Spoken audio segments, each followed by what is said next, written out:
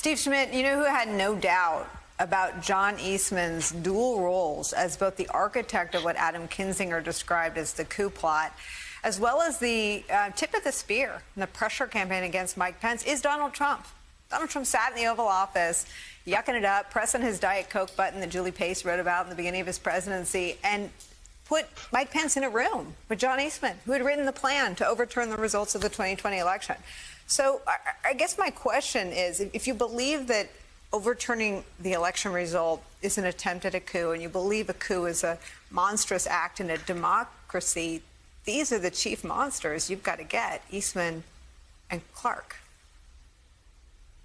Well, I think that John Eastman, certainly, Nicole, is a significant player. I mean, the reality is that you had a memo outlining a coup to end the peaceful transition of power in the United States, to overturn the will of the American people and install for the first time in the nation's history a dictator.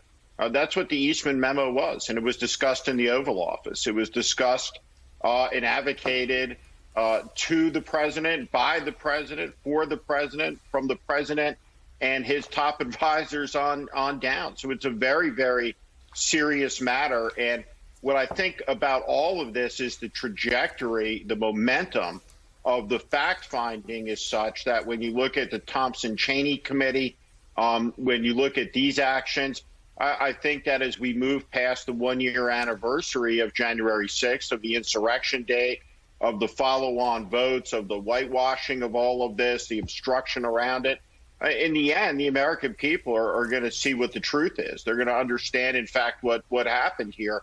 And in a democracy, the people have to make a judgment. You have to say, wow, this is a very serious thing, or ignore it. But if you ignore it, you do so at the peril of the nation, in the sense that if you look at history, unsuccessful coups that aren't addressed within the legal framework in a nation of laws tend to be dress rehearsals. And I think that's what we're looking about at right now, in the sense that all of the actions seem to me not to be so much about what happened in 2020 anymore, but about in preparation for what might happen in 2024. And I think that's why this is so important, both to remember what happened, but also to prepare for what's going to happen next, because this continues to be at its core an unfolding story. I want to show you what their chief client thinks about taking the Fifth.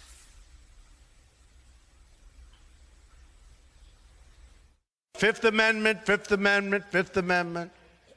Horrible. Horrible. You see, the mob takes the Fifth. If you're innocent, why are you taking the Fifth Amendment? From the lips of babes. Yeah, come